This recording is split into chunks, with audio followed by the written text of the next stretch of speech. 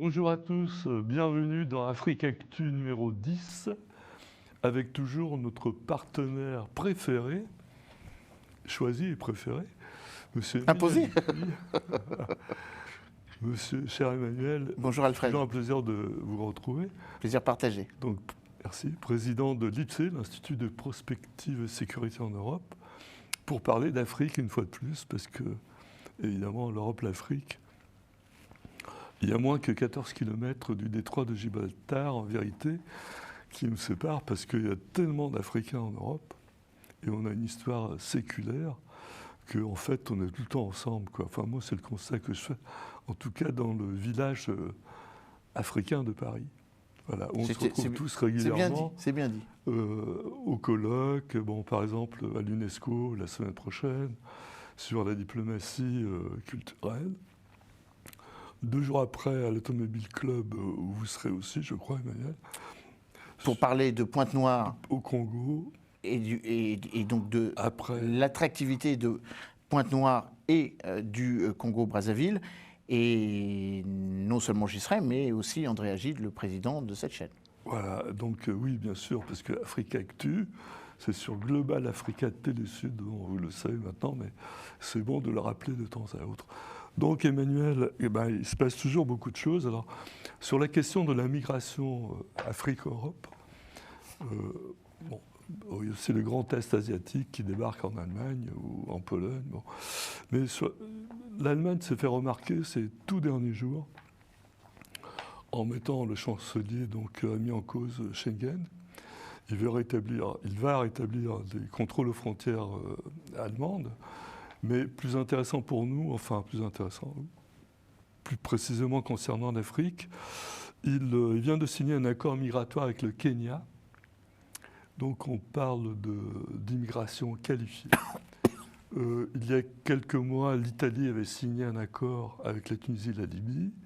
Il y a quelques semaines, c'était l'Espagne avec la Gambie et la Mauritanie. Donc, on voit les pays européens, un à un, en tout cas, prendre des initiatives individuelles, en tout cas nationales, pour gérer cette question de la migration. Est-ce que ça veut dire que l'Union européenne est hors jeu? Qu'est-ce qu'on peut penser de ça? Déjà, il faut avoir à l'esprit que ces accords ou ces négociations bilatérales dépassent le cadre européen, puisque la Grande-Bretagne a fait à peu près la même chose avec plusieurs de ses anciennes colonies. On se souvient d'ailleurs de la polémique autour du Rwanda, puisqu'il s'agissait aussi d'un accord autour de cette migration circulaire auquel vous évoquiez. Je pense qu'il est intéressant de rappeler ce qu'est la migration circulaire. La migration circulaire est une migration mutuellement bénéfique, qui bénéficie, a-t-on coutume de dire, à l'Afrique, à l'Europe et à ceux qui en sont les bénéficiaires, c'est-à-dire les migrants en question. Alors tout ça s'inscrit dans une logique où il convient pour les États de contrôler, de réguler, d'harmoniser la migration. On se souvient d'ailleurs qu'un autre État auquel vous n'avez pas fait référence, le Maroc, avait été majeur ou avait été initiateur d'un pacte dit de Marrakech en décembre 2017, dont le but était de réguler un pacte migratoire pour des migrations sûres, régulières et ordonnées, pour essayer d'apporter un peu de cohésion, pour ne pas dire pour certains, un peu de point de vue de certains, un peu de contrôle. Ça veut dire qu'il faut bien faire la différence entre la migration régulée et l'immigration clandestine, qui là pour le coup devient particulièrement périlleuse pour ceux qui malheureusement sont obligés de quitter des territoires, qui pour des guerres, qui pour cause de dérèglement climatique ou des pressions politiques. Donc la question de la migration circulaire est une migration vertueuse, dont le but est simple, essayer d'attirer sur les territoires nationaux le Maroc par rapport au Kenya, l'Allemagne par rapport au Kenya, l'Espagne par rapport à la Mauritanie ou la Gambie, l'Italie par rapport à la Libye et à la Tunisie, dans le sens inversé, d'abord la Tunisie et ensuite la Libye, pour essayer de former dans les universités, dans les écoles de commerce, des migrants, ou en tout cas des ressortissants de ces pays, pour qu'ensuite ils puissent faire bénéficier de leur expertise les pays dont ils sont originaires, dont le principe de la migration circulaire. Alors en même temps, cette migration circulaire remplit un autre dessein, essayer de remplir des tâches ou essayer de compenser une carence dans un certain nombre de métiers, ce qu'on appelle les métiers sous tension, pour lesquels on a beaucoup de difficultés pour trouver dans nos territoires un certain nombre de ressortissants.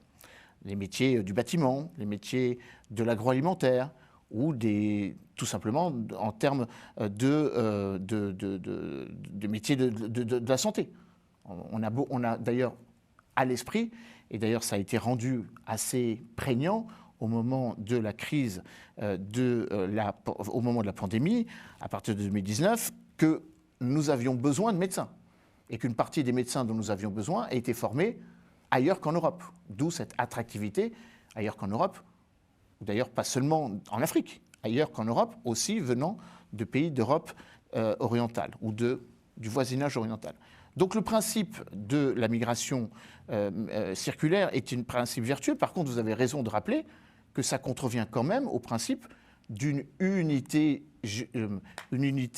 institutionnelle qui veut que théoriquement la question migratoire soit gérée, en tout cas depuis l'espace Schengen et la mise en place de l'espace Schengen en 1995, par l'Union européenne.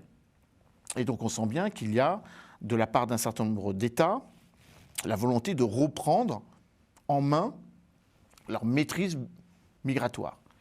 C'est vertueux tel qu'on l'a évoqué pour un certain nombre de pays, ça devient moins vertueux pour d'autres. Le chancelier Scholz, en fermant les frontières, rappelle implicitement que l'Allemagne les a beaucoup ouvertes. À partir de septembre 2015, avec sa prédécesseur, Angela Merkel, près de 1,5 million de ressortissants non allemands, non germaniques, qui ont été accueillis en Allemagne avec les difficultés que cela a généré par la suite. Aujourd'hui, Viktor Orban, le Premier ministre hongrois, ou Roberto Fico, le Premier ministre slovaque, victime d'une attaque, mais qui reste de facto le Premier ministre, eux-mêmes aussi ont fermé leurs frontières, pour d'autres raisons, pour essayer là pour le coup de bloquer toute entrée dans le territoire. Pour résumer, la question migratoire est une question qui montre à quel point l'Europe a deux approches vis-à-vis de son voisinage, soit une capacité de comprendre que par rapport à la pression migratoire, l'Europe a besoin d'un potentiel migratoire qu'elle n'a plus. Si l'on prend les chiffres tels qu'ils sont, il y aura entre aujourd'hui et la fin du siècle à venir, enfin du XXIe siècle, une augmentation de 352% de la population du continent africain, qui passera de 1 milliard à près de 4,6, 4,8 milliards d'habitants. En même temps, l'Europe stagnera, avec une diminution de sa population de moins 11%. Donc le phénomène des vases concomitants est assez vrai. Alors ce n'est pas du tout le grand remplacement. C'est que l'Europe va se dépeupler, les taux de fertilité européens sont amoindris. C'est, je crois d'ailleurs, modestement et prosaïquement, ce que le président de la République avait appelé une révolution démographique pour éviter que nous soyons dans une sorte de déflation pour que, tout simplement, les emplois que nous avons puissent être utilement donnés à ceux qui pourraient vouloir en profiter. Mais je m'interroge, Emmanuel, en vous écoutant, je me demande mais quelle est la différence entre migration circulaire et migration qualifiée? Choisie. Parce que le Canada pratique depuis très longtemps cette immigration qualifiée. Ils disent, voilà, on a besoin de tant d'électriciens, par exemple. Donc, bon. Mais, en pratiquant d'ailleurs des quotas, en faisant, oui, en limitant le nombre de capacités d'accueil au nombre strict oui. que l'économie canadienne a ou aura besoin dans les années à venir. Tandis que la circulaire, elle forme des gens qui ensuite vont aller enrichir leur pays de leur savoir-faire. Le principe de l'économie circulaire et l'économie choisie n'est pas la même chose. L'économie choisie, c'est un appel qui est ciblé vers un pays ou une zone ou une région pour attirer des expertises, de la compétence qui ne se trouvent pas sur le territoire dit Canada ou ailleurs. L'économie circulaire, la migration circulaire comme l'économie circulaire, c'est le principe du caractère circulaire. Excusez-moi la redondance. Non, mais Le principe, c'est qu'une fois que vous allez attirer des étudiants ou des personnes à former, une fois que vous les avez formés dans le pays d'accueil, le principe, c'est qu'ils ne restent pas dans le pays d'accueil. C'est Voilà, qu'ils puissent c'est ça, venir il faut- enrichir de leur expertise leur pays d'origine. C'est, je crois, la raison pour laquelle les Italiens ont lancé un peu cette idée, ou l'ont amplifiée avec l'idée qu'il faille éviter d'avoir à gérer l'accueil de populations non maîtrisées et accessoirement dans une logique où ce ne sont pas des populations d'accueil, mais des populations de transit, avec tout ce que cela peut générer de trafic et donc de facto d'instabilité, et pour parler prosaïquement, de mise en danger de ces populations. Le terme est bien choisi. Une économie et une migration régulée, ordonnée. C'est d'ailleurs ce que l'ONU avait voté à la suite du pacte de Marrakech, comme je le précisais. D'accord. Emmanuel, on revient au Sénégal. On est souvent au Sénégal, mais forcément, puisqu'il y a une nouvelle présidence, etc., un nouveau gouvernement. Et donc, le président Bassirou Diomaye Faye a annoncé l'autre jour, il y a quelques jours, qu'il dissout l'Assemblée.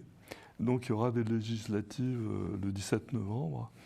Et évidemment, l'opposition crie au loup en disant que, comment il dit ça, c'est un pied de nez indigne fait à l'opposition. Alors, la question est toute simple, c'est pourquoi Bassirou avait-il besoin de cette dissolution ? Le président Bassirou Diomaye Faye, arrivé au pouvoir en mars dernier, n'avait pas une assemblée qui lui donnait une majorité. Donc on est un peu, comparaison n'est pas raison, dans une situation à peu près équivalente à la position française.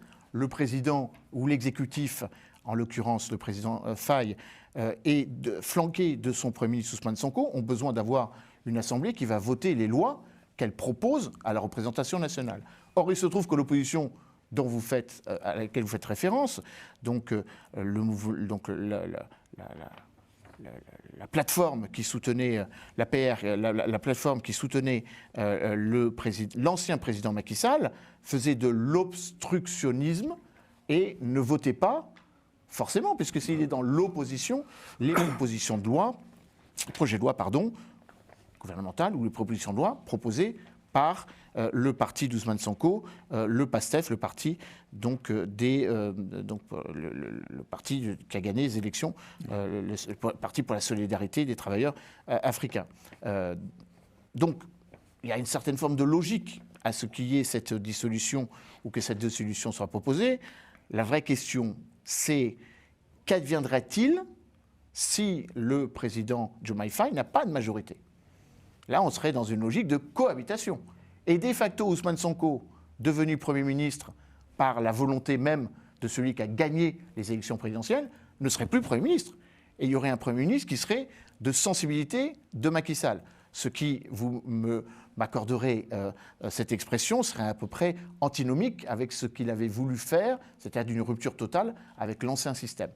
Il a néanmoins jaugé l'idée que dans la configuration des 100 premiers jours, dans la configuration d'un gouvernement qui a appliqué son programme, qu'il est en cohérence avec son projet civilisationnel, ou en tout cas de changement de société tel que Ousmane Sonko l'avait toujours proclamé, avec une forme de pan-africanisme plus exigeant vis-à-vis de ses partenaires, remettant en cause un certain nombre de contrats, notamment les contrats pétroliers et gaziers qui vont venir enrichir, si la gestion publique est correctement établie, le budget, sensiblement augmenter le budget sénégalais, et puis bien évidemment positionnant le président Diomaye Faye dans un leadership ouest-africain qui pourrait faire du président sénégalais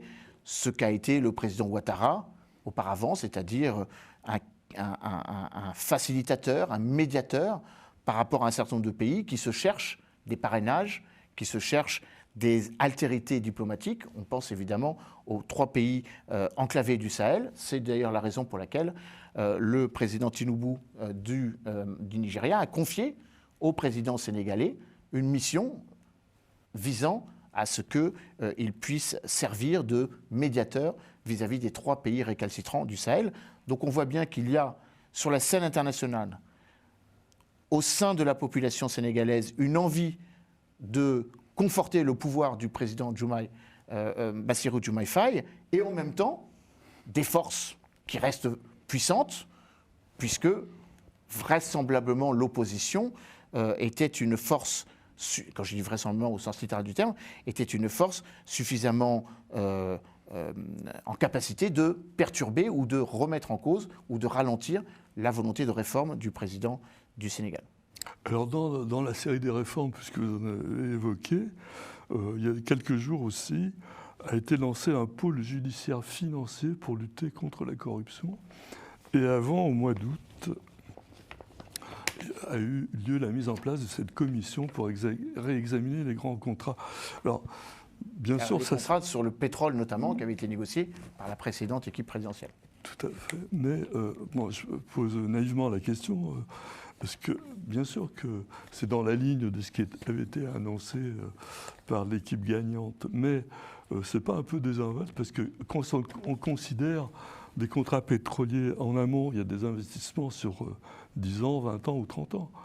Donc on arrive, on sait que maintenant il y a du pétrole, on arrive, attendez, on ne va plus partager de la même manière, bon, très bien.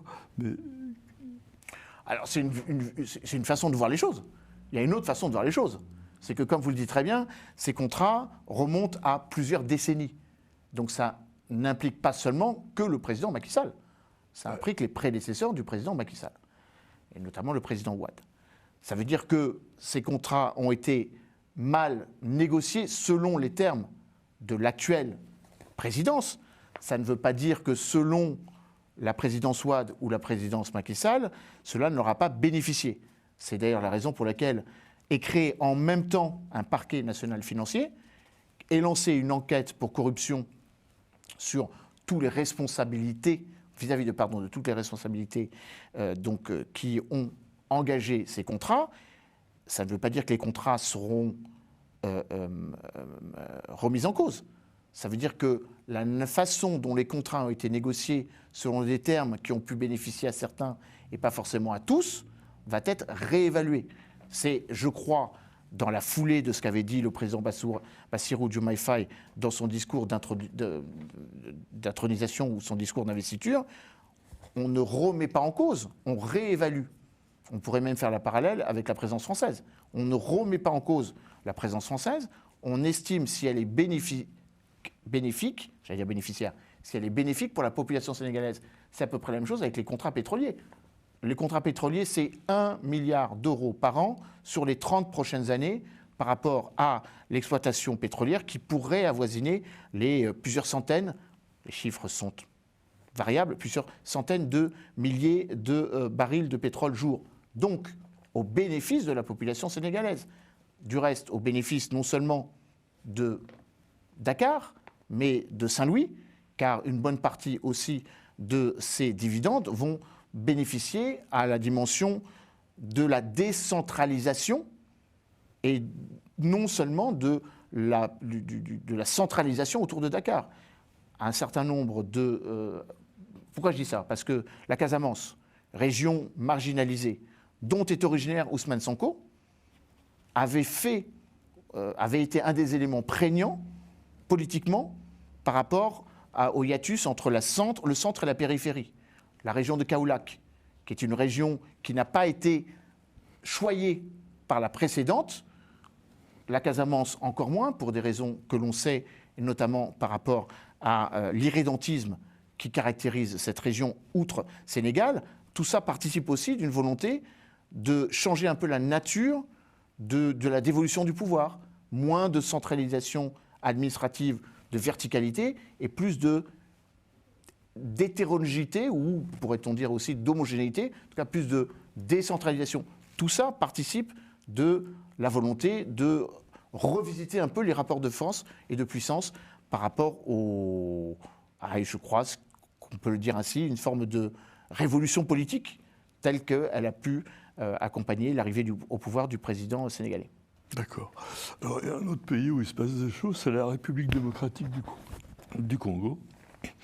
Ils viennent de condamner à mort les 37 personnes, non, je répète, condamner à mort les 37 personnes, soi-disant auteurs d'un coup d'État, enfin d'une tentative de coup d'État. Tentative, oui.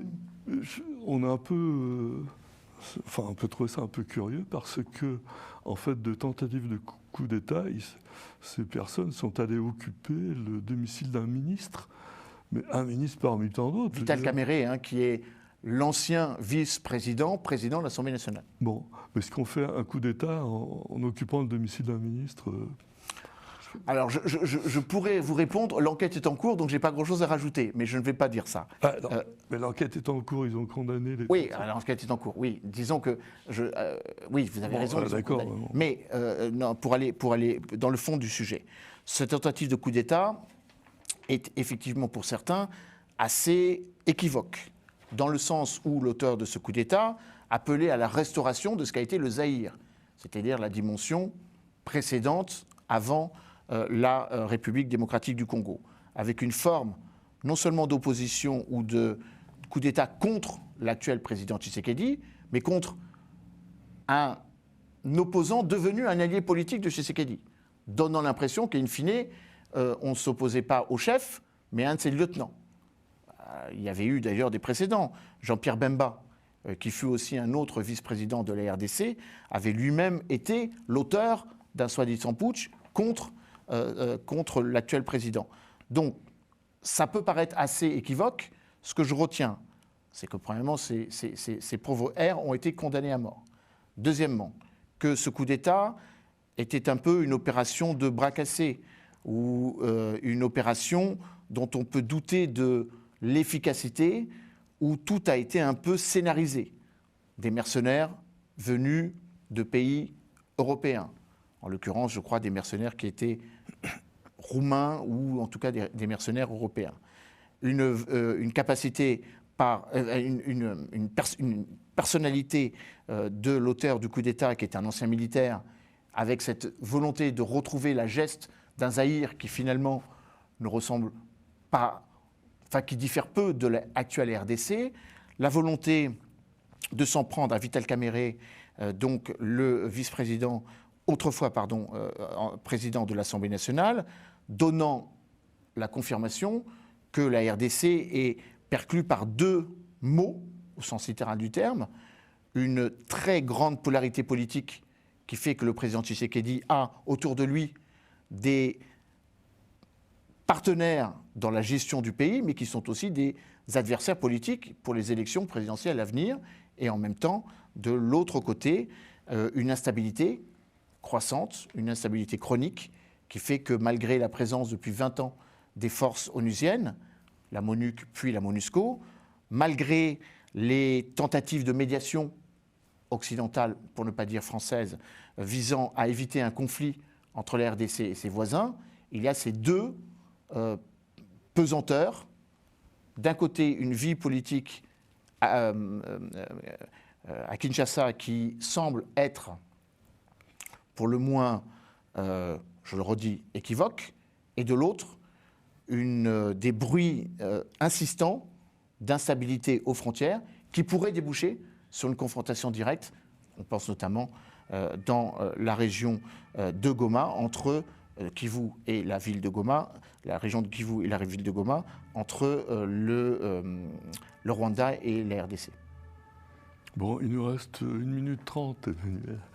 Juste un dernier sujet. Peut-être une petite évocation du Gabon et de Ali Bongo, qui a fait une lettre ouverte pour dire que voilà, il fallait renoncer à la vengeance, que tout ce qu'il voulait, c'est qu'on laisse sa famille tranquille, et que donc il appelle ses compatriotes à jouer la carte de l'unité. Autrement dit, il fait acte, enfin on peut dire, d'allégeance au nouveau régime.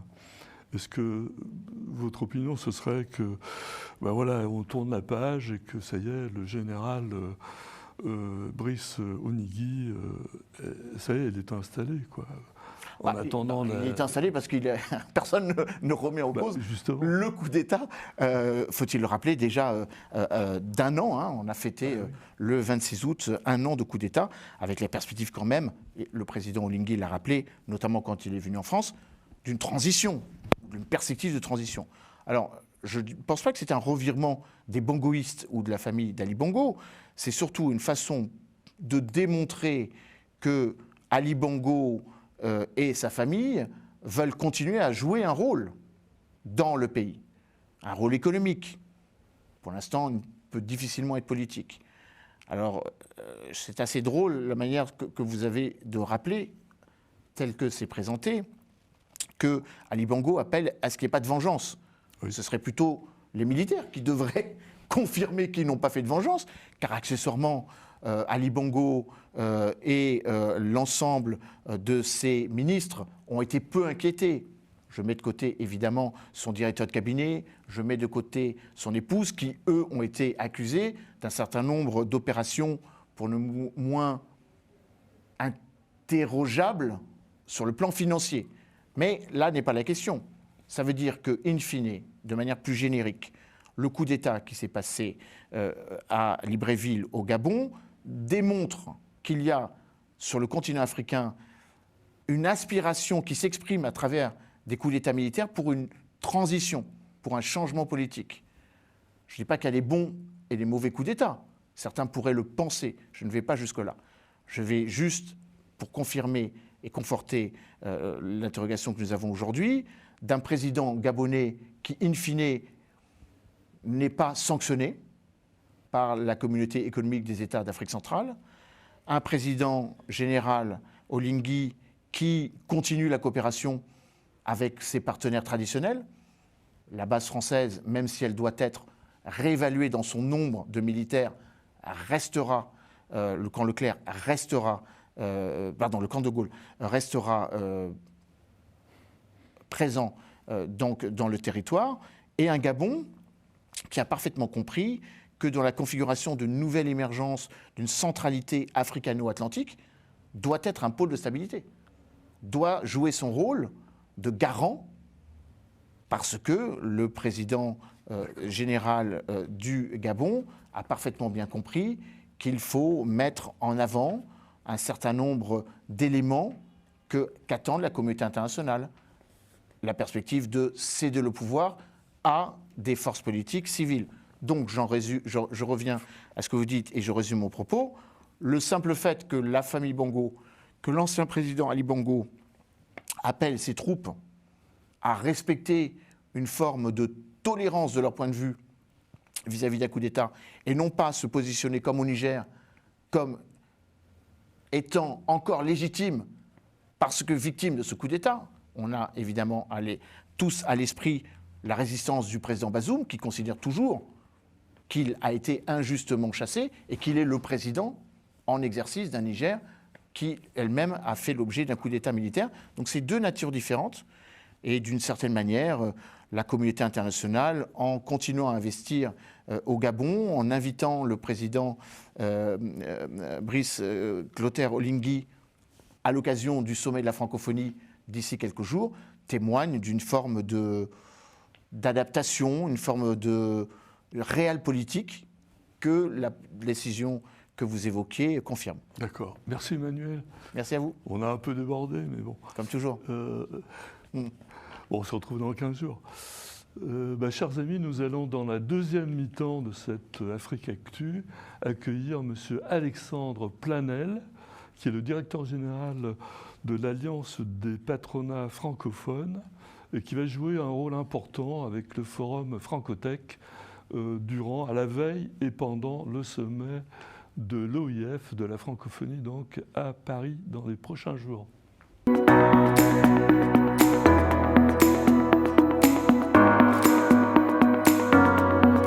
Bon, enfin, c'est vrai, j'ai un peu traîné sur Internet la semaine dernière. Ah. Je suis tombé sur des codes craqués. Mais moi, j'ai pas craqué, hein. Bravo. J'ai tenu bon. Je suis fier de vous. Je tiens bon. C'est bien. Merci à vous, qui soutenez la création en regardant légalement vos films et vos séries. Je tiens bon, je tiens bon, je tiens bon.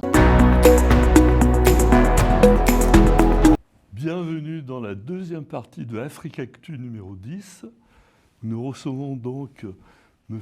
Alexandre Planel, directeur général de l'Alliance des patronats francophones, qui est ici à Paris, donc qui est installé ici à Paris, et qui a été créé il y a environ 2 ans et demi.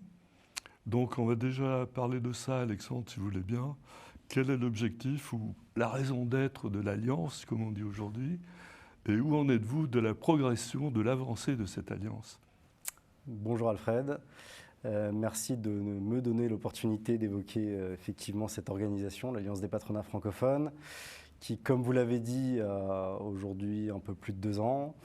Donc c'est une initiative à l'origine du MEDEF, donc le patronat français, qui, à l'appel de certains chefs d'État, notamment africains, qui souhaitaient avoir un pendant économique à l'OIF, donc une organisation vraiment qui fédère les secteurs privés, donc à solliciter le MEDEF, notamment à la REF, la Rencontre des entrepreneurs de France, en 2022, pour les pousser à initier cette organisation, donc qui fédère aujourd'hui 36 patronats, bientôt 37, puisqu'en fait on accueille de nouveaux membres de mois en mois, de plus en plus d'organisations patronales, et donc 37 patronats sur aujourd'hui 32 pays.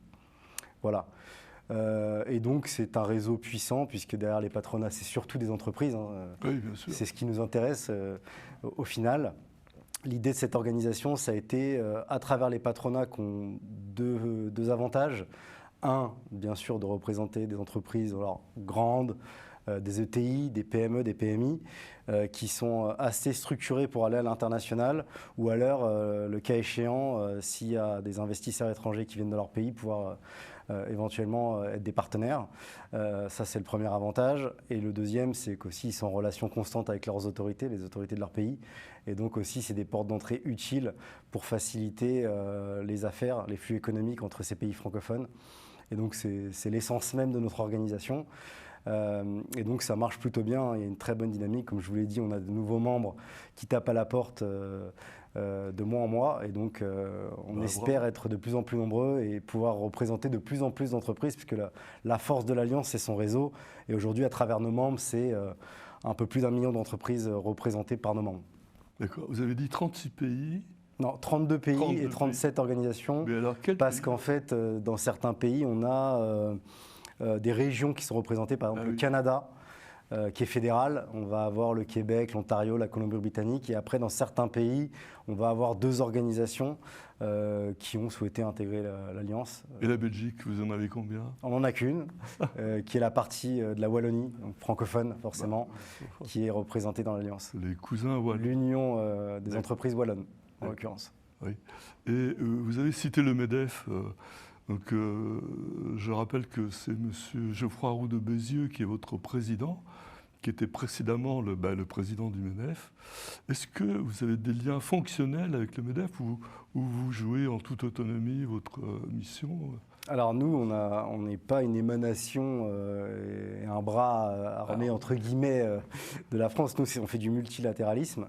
Donc en fait, on travaille pour tout le monde. L'Alliance en fait est composée donc de tous ses membres, et en fait, c'est ces membres-là qui décident. Le MEDEF est un membre parmi les 37, donc n'a pas plus de poids, si ce n'est qu'aujourd'hui, c'est l'ancien président du MEDEF qui est toujours président de l'Alliance. Mais en fait, il initie une stratégie, des initiatives en concertation avec les autres. Oui. Donc voilà, on a un comité exécutif, pour être très précis, qui est composé d'un président par grande zone géographique, donc l'Amérique du Nord, les différentes zones qu'on retrouve en Afrique, Afrique de l'Ouest, centrale, du Nord, l'Europe, l'Asie du Sud-Est, etc. Et donc c'est tous ces présidents qui, en l'occurrence, prennent les décisions et fixent la stratégie. Et nous, la direction, on met en œuvre les services, les plaidoyers à l'endroit des pouvoirs publics, etc. Oui, enfin bon, c'est comme l'Union européenne, on va dire. Non, nous, c'est un peu plus petit déjà, et surtout plus direct, plus opérationnel, dans le sens où nous, on vient du secteur privé et on a pour objectif d'aller assez vite pour répondre aux exigences de nos membres et surtout de leurs entreprises. Parce qu'encore une fois, nous, les patronats ne sont que des intermédiaires.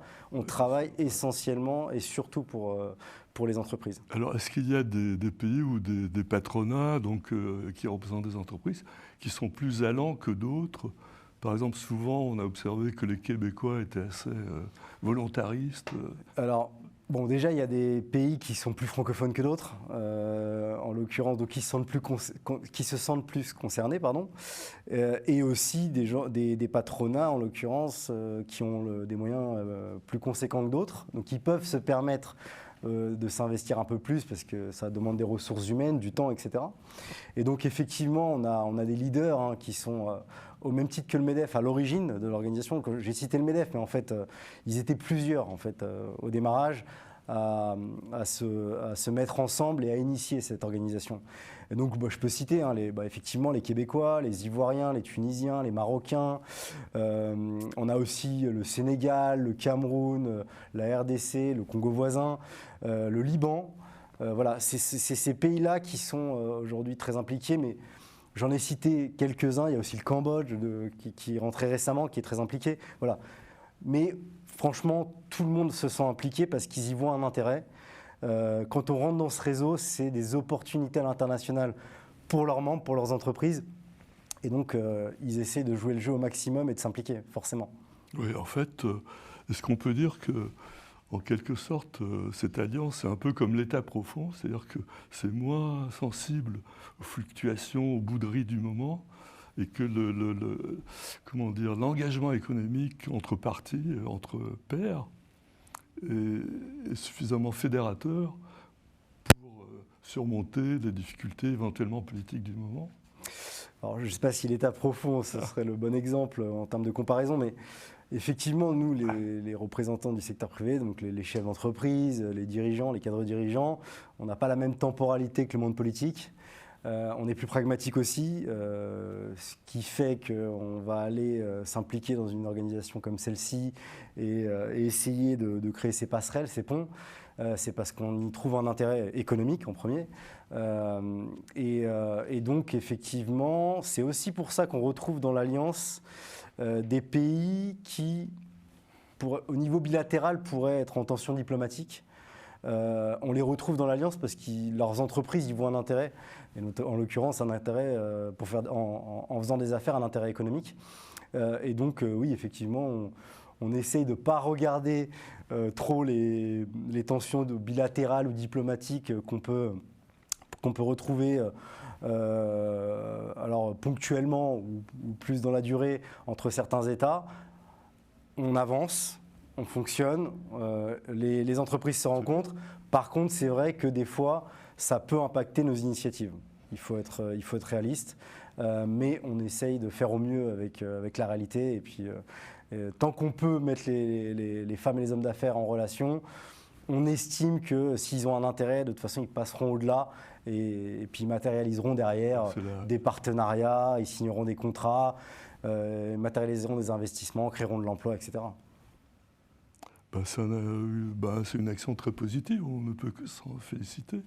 Alors donc, on peut dire aussi que 2 ans et demi après votre création, vu l'augmentation des adhérents, puisqu'au début vous étiez une vingtaine. On était autour de 25. Voilà. Elle est probante, la fameuse preuve de concept, elle est acquise maintenant. Oui, alors on est assez jeune, mais effectivement, on a peu de recul. Mais sur les un peu plus de 2 ans de création, depuis la création, effectivement, les membres ne partent pas et on en a de nouveaux qui rentrent. Donc, on peut penser qu'il y a une dynamique positive et qu'il y a un intérêt donc de ces représentants de secteur privé dans les différents pays francophones, puisqu'on a de nouveaux avec lesquels on discute ou qui tapent à la porte. Et l'idée, encore une fois, nous, on accueille tous ceux qui veulent travailler avec les pays francophones et qui ont une démarche positive d'aller essayer d'exporter leurs entreprises à l'international pour découvrir de nouveaux marchés, de nouvelles opportunités d'investissement.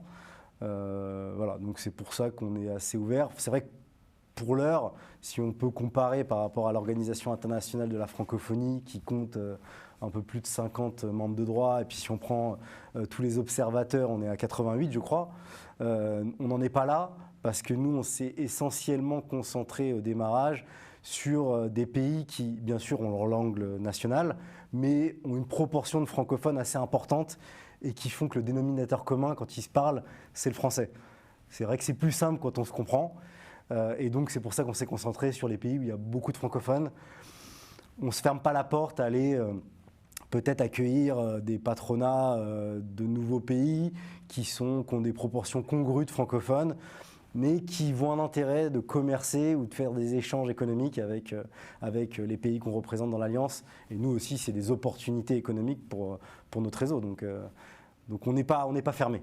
On n'est pas fermé. Bon, on reviendra tout à l'heure sur un peu l'appréciation en volume de la francophonie économique. Mais d'abord, donc, il y a un grand événement, évidemment, c'est le sommet qui aura lieu les 4 et 5 octobre. Le 4, dans la nouvelle cité de la francophonie, le château de Villers-Cotterêts, où François Ier avait émis pas le décret, mais enfin bon...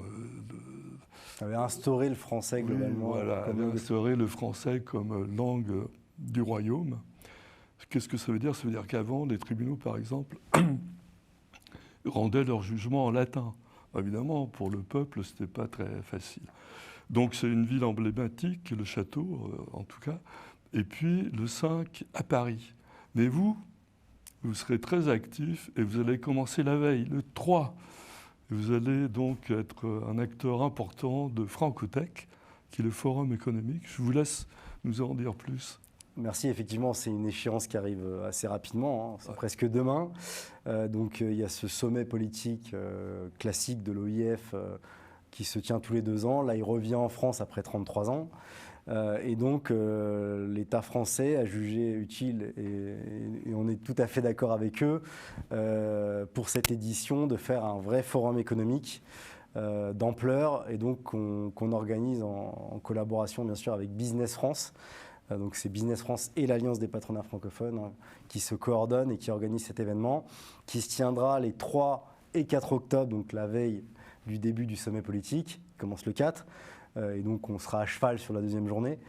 Et il se tiendra à Station F, dans le 13e arrondissement de Paris. Donc Station F qui est, pour ceux qui ne connaissent pas, un peu vraiment l'antre de la tech, de l'innovation, des start-upers. Voilà, j'utilise un anglicisme, mais comme ça parle à tout le monde. Et donc on fera ça dans ce lieu. On va accueillir... des chefs d'entreprise, des entrepreneurs de pratiquement tous les pays francophones, c'est 1500 participants. Donc c'est un événement, on va dire, fermé, dans le sens où vraiment c'est dédié aux chefs d'entreprise, aux entrepreneurs, aux opérateurs économiques, aux professionnels finalement. Et dedans, il y aura un axe important donc pour les rencontres d'affaires, où là, comme on a des gens qui viennent de la terre entière, de tout l'espace francophone pour cet événement. Ils viennent aussi faire des affaires, donc ils viennent aussi rencontrer des partenaires potentiels, découvrir de nouvelles opportunités à travers donc, les différents représentants qui seront présents. Et on aura tout un espace d'exposition avec des entreprises qui seront mises en avant, des entreprises innovantes notamment, des différents pays francophones. Et puis il y aura une bonne partie, comme d'habitude, de tables rondes avec des thématiques qui touchent à l'actualité de l'espace francophone. Je crois qu'il y a un thème fort général qui fédère... Qui est le thème en fait du sommet, mais en fait, qui pourrait presque être le thème du Francotech, qui est créer, entreprendre et innover en français. Oui, voilà. Donc ça colle parfaitement avec ce qu'on essaye nous d'initier à travers l'Alliance des patronats francophones. Et donc on attend du monde, et il reste quelques places. Donc pour ceux qui nous écouteront, on les pousse à chercher. Vous trouverez le lien sur Internet, vous tapez Francotech, vous avez cette plateforme où vous pourrez vous inscrire. Il reste quelques places si vous voulez venir assister. Alors je ne maîtrise pas, j'avoue que le détail, si c'est .fr ou .org, en tapant Francotech sur les moteurs de recherche, vous allez trouver la plateforme d'inscription. Ouais. Vous allez aussi remettre des prix, je crois, aux entreprises innovantes qui se seront fait remarquer par leur excellence. Tout à fait, il y a un concours d'innovation, oui, j'en ai pas parlé, qui va durer les 2 jours. Donc en gros, il y aura des jurys. Il y a plusieurs prix qui seront dédiés sur 3 thématiques différentes, je pense. C'était la sécurité alimentaire, la tech et le dernier que je... Transition écologique, voilà. Et donc les jurys vont aller auditionner tous les candidats qui se seront inscrits pour ce concours d'innovation, et à l'issue de l'événement, à la fin, autour de la clôture, on décernera les prix, et donc il y aura un suivi a priori post-événement de ces lauréats qui seront normalement accompagnés dans leur projet. Une question un peu coquine, si j'ose dire. Est-ce que les prix sont les mêmes pour tous? Exemple, si c'est une entreprise francophone, européenne par exemple, que le prix est de 10 000 €, pour une entreprise africaine, ça vaut 10 fois plus. Exactement, non, on n'a pas fait de différence. De péréquation, c'est... En fonction de la zone géographique, Bon, les prix sont les mêmes pour tout le monde. Et oui, vous avez cité la station F. Je crois qu'il faut aussi rappeler que c'est le premier lieu incubateur de jeunes pousses en français, les startups, non seulement de Paris, de France, mais aussi du monde. C'est vraiment un truc incroyable, la station F. C'est un lieu immense où donc il y a des dizaines d'entreprises qui sont là et qui est visité régulièrement par les personnalités qui viennent à Paris, qu'elles soient économiques, voire politiques. Voilà. Donc c'est un lieu très important. Exactement. D'ailleurs, si je peux rebondir sur ce que vous dites, Alfred, on a plusieurs donc, de nos membres et de délégations étrangères qui peuvent être aussi étatiques, qui seront présentes pour l'événement, qui vont aussi regarder, pour ceux qui ne connaissent pas, comment fonctionne Station F, et pour essayer peut-être de dupliquer le modèle dans leurs pays respectifs, parce que ces incubateurs sont très importants, quel que soit le pays, d'ailleurs francophone ou non, parce que c'est des formats qui ont fait leurs preuves et qui permettent à des jeunes talents d'émerger et de créer des entreprises qui fonctionnent et qui se développent. Je sais que, je ne veux pas dire le nom du pays, mais il y a déjà au moins un pays africain qui a demandé à dupliquer Station F. Tout à fait. Donc, Tout à fait. Donc, plusieurs pays sont intéressés. Je ne peux pas dire, mais on peut presque deviner, vu... Bon, bref. Alors, on revient un peu à la francophonie au sens global du terme. Dans l'interview que nous avons publiée sur Africa Press, que vous nous avez accordée, donc on a titré « Finalement, on n'est pas si loin, la francophonie n'est pas si loin du Commonwealth ». Et alors, vous avez donné un chiffre, et je vous laisse raconter la suite. Oui, alors on a souvent cette question, mais en fait, qu'est-ce que ça représente économiquement, hein, cet espace francophone? Et c'est vrai qu'on a toujours eu, il y a les chiffres de l'OIF qui existent et que vous pouvez trouver, hein, qui sont vérifiables. Et nous, on voulait aller un peu plus loin, donc on a sollicité un cabinet spécialisé, donc là, à l'occasion, en prévision du Francotech, pour avoir quelques données un peu plus précises. Donc aujourd'hui, sur des données, qu'est-ce que ça représente cet espace francophone? Et donc, ce que je peux dire, c'est que ce qui ressort de l'étude, c'est que notamment le volume mondial d'échanges de biens en 2023, c'était 13%, c'était les pays francophones. Donc ça équivaut à peu près à 389 milliards de dollars. Donc d'échanges en termes de biens. À titre de comparaison, le Commonwealth, c'est 485 milliards de dollars. Donc il y a un différentiel, mais pas si important que ça finalement, parce que dans l'imaginaire des gens, les pays du Commonwealth sont très très loin en termes d'échanges économiques. C'est les Anglais. Et c'est pas tant que ça. Après, je peux vous donner aussi un chiffre en termes d'emploi productifs. Créé sur 2023, c'est 18% pour les pays francophones, si on prend le monde dans sa globalité. Donc on est presque à 20%, un cinquième. C'est bien. C'est un très bon chiffre. Bah oui, parce qu'on est combien? 300 millions? Tout à fait. Alors, ce qu'il faut retenir, c'est que dans les chiffres que je vous donne, là je parle, donc c'est les emplois créés dans les pays francophones, alors des fois qui sont issus d'investissements extra-francophones. Mais l'important pour nous, c'est que les pays francophones se développent. Oui.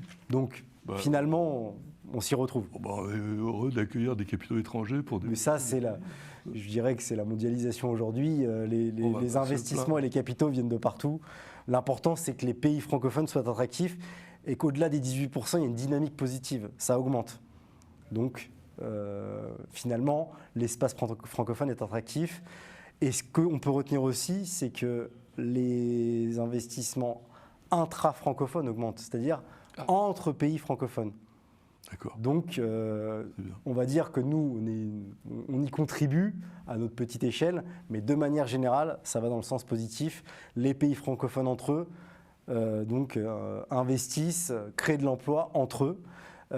Et nous, je ne l'ai pas dit aussi en introduction, mais l'action de l'Alliance, c'est aussi insister sur la création de passerelles, de ponts entre des pays qui n'ont pas l'habitude de commercer, de faire des échanges économiques entre eux, et donc notamment les échanges sud-sud. Et c'est là où on est très très actif et qu'on essaye vraiment d'avoir des résultats. Oui, en fait, vous êtes un agent de triangulation. Un peu, on est des intermédiaires et effectivement, on essaie de voir où il y a des besoins et de créer ces passerelles. Bon, la question que vous n'aimez pas, je vais vous la poser quand même. Est-ce que vous envisagez de créer un fonds d'investissement pour les TPE francophones ? C'est un besoin qui est connu. Le financement, c'est le nerf de la guerre. Quelle que soit la taille de l'entreprise, mais bien sûr, les TPE, les PME en ont plus besoin que d'autres, notamment sur le continent africain, qui pèse énormément dans la francophonie. On est encore un peu jeune pour se lancer dans ce type d'initiative. On est encore en phase de structuration de nos services, mais on y pense et on ne ferme pas la porte à cette idée. Maintenant, il faut des moyens, il faut aller lever des fonds, et puis après structurer la démarche pour essayer de voir en fonction des critères, pourra bénéficier. Nous, on couvre énormément de pays, donc ça ferait énormément de demandes. Donc ça demande de la préparation. Ça ne sera pas demain, mais on y pense fortement. Et on sait que c'est un besoin essentiel pour le développement des entreprises au niveau national, mais si on va plus loin, à l'international. Ouais. Donc on y pense. Alexandre, vous êtes jeune, vous avez le temps d'y arriver. Il faut juste persévérer. Tout à fait. Alors, bon, l'oreillette, enfin, le directeur de la régie me dit que j'ai cité Geoffroy Roux de Bézieux, mais j'ai bien dit que c'était l'ancien président du MEDEF. Le président actuel, c'est M. Patrick Martin, on est d'accord? Non, voilà. Non, pas du tout. Le mandat de Geoffroy Roux de Bézieux courait encore au moment où il a perdu la présidence du MEDEF, et il a été maintenu à la présidence de l'Alliance parce que le mandat courait toujours. Donc, par contre, il y aura des élections très prochainement pour la succession de Geoffroy Roux de Bézieux. Et a priori, ce sera de toute façon pas un représentant du MEDEF qui aura la présidence. Oui, non, mais je veux dire, Monsieur de Bézieux est actuellement président de l'Alliance. Mais plus du MEDEF, ça, on est d'accord. Et Patrick Martin est bien président du MEDEF. Au-delà, alors il y a un lendemain à tout, y compris au sommet de l'EIF, et vous avez un agenda spécifique, le vôtre, sur vos prochains événements d'envergure internationale. Oui, alors c'est vrai, merci de l'évoquer, Alfred. Au-delà du Francotech, donc un événement français qui est lié au sommet, auquel on contribue, mais comme je vous l'ai dit, on n'est pas seul, il y a Business France surtout. On a notre événement annuel, nous l'Alliance, puisque on va dire l'essence même de nos missions, c'est quand même la mise en relation entre les chefs d'entreprise. Et ça se traduit notamment par un événement annuel. On a tous nos patronats qui mobilisent des délégations multisectorielles d'entrepreneurs. Et ça s'appelle la REF, donc la rencontre des entrepreneurs francophones. Et donc cette année, on a tenu la 4e édition au Maroc, à Marrakech. Et il faut prendre en considération qu'on a pour objectif de faire découvrir de nouvelles destinations en termes d'investissement potentiel. Et donc on change de zone géographique chaque année. Donc la première, si je la fais dans l'ordre, c'était la création de l'Alliance, c'était à Paris, en Europe, on va dire. La deuxième, c'était en 2022 à Abidjan, en Côte d'Ivoire, pour l'Afrique de l'Ouest.